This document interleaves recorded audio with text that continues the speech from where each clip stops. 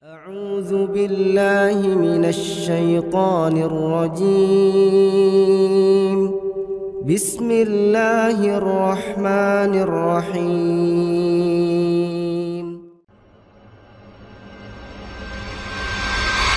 Hadirin yang Allah muliakan, khususnya ibu-ibu sekalian, kita sedang membahas tentang kesabaran, bahwa ujian yang Allah berikan kepada kita itu harus disambut dengan kesabaran. Dan sabar itu memiliki berapa rukun, hadirin? 3 rukun. Yang pertama, habsun nafsi anit tasakhuti bil maqdur, menahan jiwa ini dan menahan nafsu ini agar tidak berontak terhadap apa yang Allah takdirkan, tidak ngelawan, agar bisa ridho, agar bisa nerimo. Nah, itu. Dan untuk bisa nerima, agar bisa ngejalanin, ternyata jiwa ini dan nafsu ini itu harus ditahan, jamaah. Dan kita sudah jelaskan, yang namanya proses menahan itu capek, nama juga nahan. Yang namanya proses menahan itu berat, ya namanya juga nahan, gitu loh.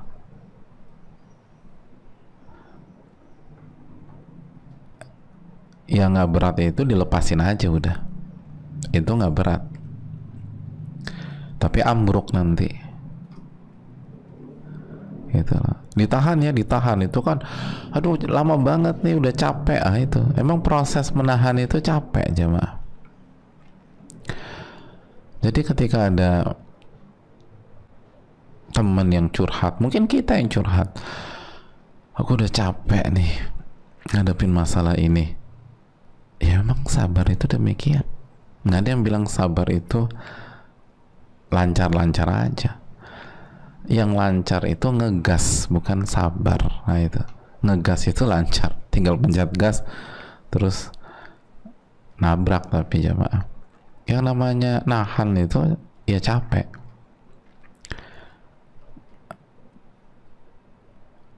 Cukup sampai di sana? Belum.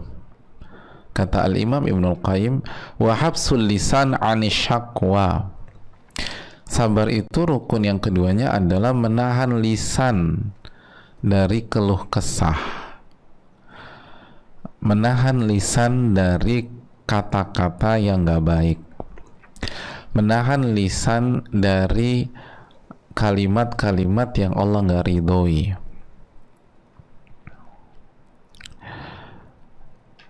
menahan lisan dari kata-kata yang punya unsur maksiat. Ditahan, lisan itu ditahan.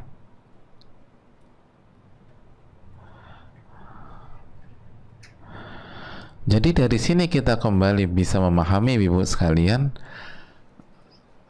konsep tumpahkan saja isi hatimu itu ternyata kurang selaras dengan kesabaran.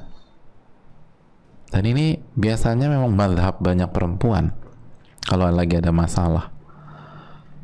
Madhab banyak wanita kalau lagi masalah itu udah tumpahin aja, ungkapkan saja semuanya. Udah pokoknya lo harus bicara sama gue, cerita apapun biar lo plong. Nah, itu ternyata kurang selaras dari konsep sabar yang dijelaskan para ulama kita.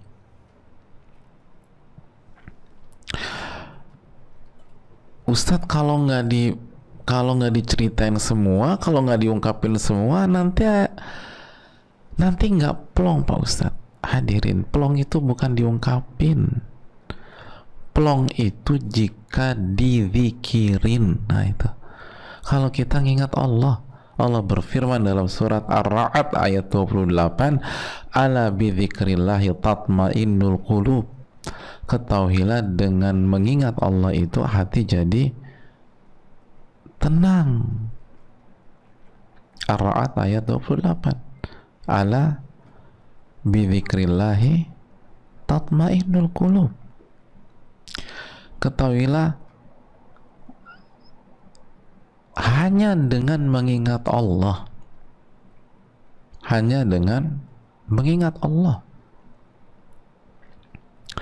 hanya dengan mengingat Allah itu hati jadi tenang, jamaah.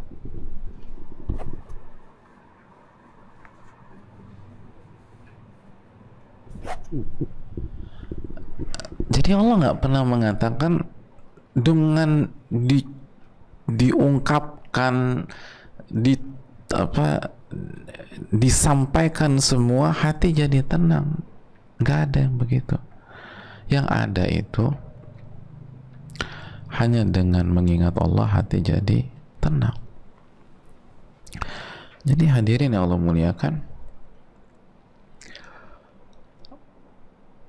makanya konsep kita itu yang diajarkan para ulama, lisan tuh ditahan, emang berat, tapi bukan dipendem lalu kita biarkan diri ini yang lemah itu menghadapinya sendirian. Keliru.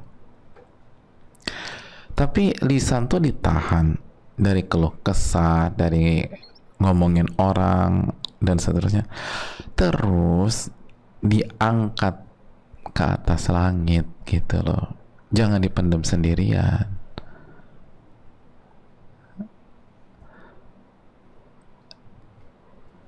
Makanya dizikirin itu tadi, ingat sama Allah.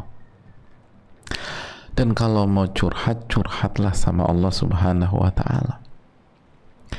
Itulah konsep para orang-orang terbaik. Masih ingat apa yang dilakukan oleh Nabi Yakub ketika beliau sedih banget, hadirin. Berat loh ujiannya Nabi Yakub itu. Udah kehilangan anak yang sangat beliau cintai, Nabi Yusuf, dan penyebab itu ternyata anak-anak beliau sendiri yang lain. Orang tua mana yang gak terpukul dengar kondisi seperti itu? Tapi apakah Nabi Yakub curcol sama yang lain? Ngungkapin semuanya sama makhluk? Cerita panjang lebar, tumpahkan saja pakai cara seperti itu? Jawabannya ada dalam surat Yusuf ayat 86. Yusuf ayat 86, Nabi Yakub mengatakan, innama ashku bathi wa huzni ilallah. Sesungguhnya aku tuh hanya menyampaikan kegalauan dan kesedihanku hanya kepada Allah. Gitu hadirin. Jadi diangkatnya itu kepada Allah, bukan kepada teman. Kecuali kalau cari solusi, itu silakan. Kecuali kalau cari arahan yang benar, kecuali kalau cari nasihat yang dasarnya itu Al-Quranul Karim dan hadis Nabi SAW, silahkan. Tapi kan juga bukan ke semua orang kita cerita, hanya kepada ahlinya. Gitu hadirin. Jadi bukan diungkapkan dengan lisan, lalu ditumpahkan lewat status di sosial media.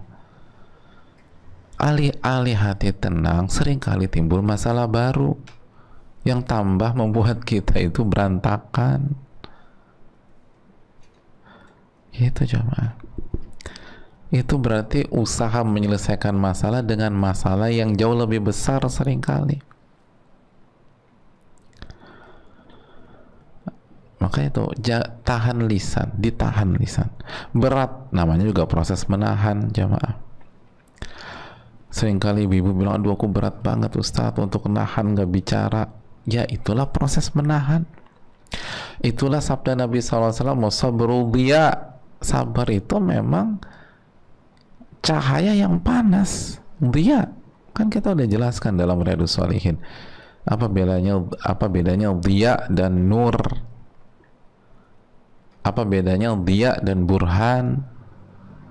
Dia itu cahaya yang panas memang, yang membuat kita berkeringat, membuat kita silau, mungkin agak terbakar gitu. Coba, emang nggak mudah jaga lisan, khususnya bagi wanita yang memang Allah berikan kelebihan untuk lebih semangat bicara, dan itu saintifik, memang terbukti demikian.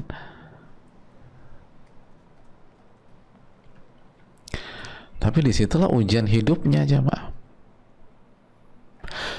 Lalu yang ketiga, wahabsul jawari anil maksiyah, menahan anggota tubuh ini agar nggak maksiat, gitu loh, agar nggak banting-banting barang. Kalau dulu kan fenomenanya, kalau kultur dulu tuh nggak sabar itu robek-robek baju, nah itu dulu tuh. Makanya contoh itu suka dibawakan para ulama. Intinya adalah itu ekspresi-ekspresi yang melampaui batas. Jadi tangan ditahan, kaki ditahan, gitu coba. Nah, banting-banting pintu misalnya. Kalau sama anak, tangannya nggak nyubit gitu loh, nggak mukul gitu coba, nggak nyabet. Aku sih nggak pernah mukul anak, Pak Ustadz. Nyabet sih ya seminggu 3 kali lah, sama aja ibu-ibu, nyabet juga nggak boleh. Nah, hadirin Allah muliakan, jadi 3 sekali lagi, selalu ingat ini, jaga jiwa dan nafsu kita, lalu jaga lisan kita, lalu jaga anggota tubuh kita. Kalau kita bisa menjaga 3 hal ini, maka kita adalah orang-orang yang sabar. Gitu aja udah. Ini, sabar tuh ini. Makanya kita lanjutkan, berkata Imam Ibnul Qayyim rahimahullah, semoga Allah merahmati beliau dan keluarga beliau dan seluruh kaum muslimin. Beliau mengatakan, "Famadaru sabri ala hadhil arkani thalathah." Dan sabar itu tuh berputar di 3 rukun ini, jamaah.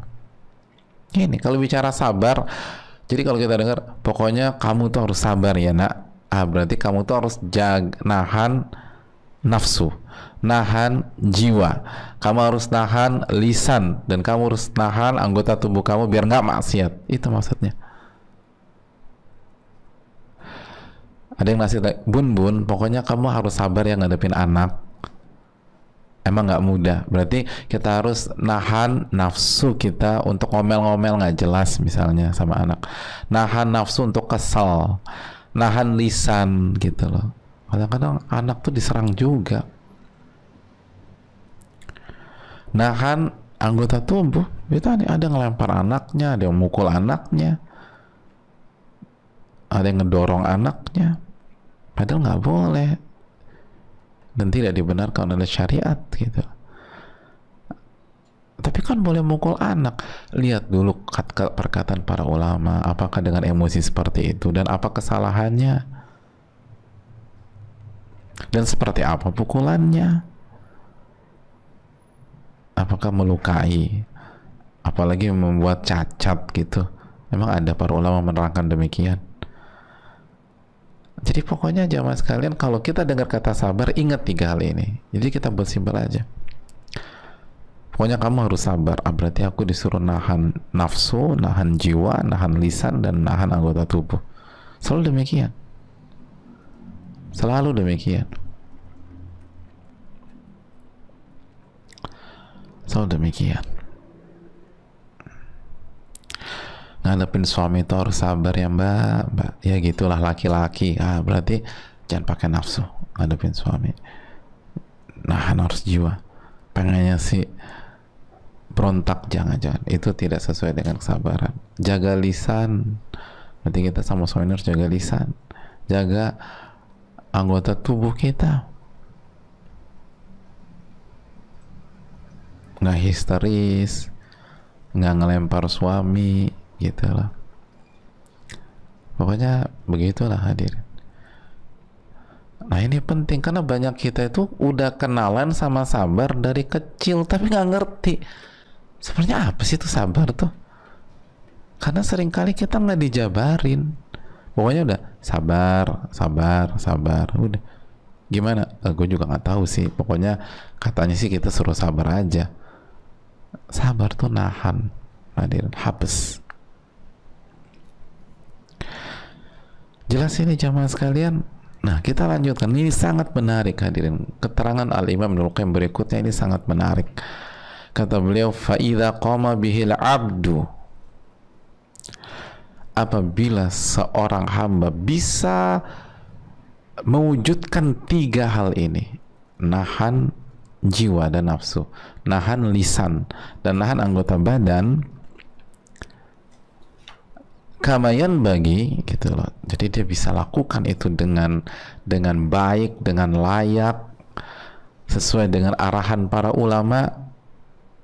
Apa yang akan terjadi jamaah? Kita lihat, in qalabatil mihnatu fi haqqihi minhah wastahalatil baliyatu atiyah wa sara al makruhu mahbuba. Ini yang terjadi. Maka yang terjadi adalah ujian itu akan berubah jadi nikmat. Bala, musibah akan berubah jadi anugerah. Hal yang dibenci akan berubah menjadi hal yang dicintai. Allahu Akbar. Ini kaidah. Pegang erat-erat sampai kita wafat jamaah. Kalau kita bisa mewujudkan 3 hal ini, maka apa tadi? Ujian itu berubah jadi nikmat. Bala dan musibah berubah jadi anugerah. Dan hal yang kita benci berubah jadi hal yang kita cintai.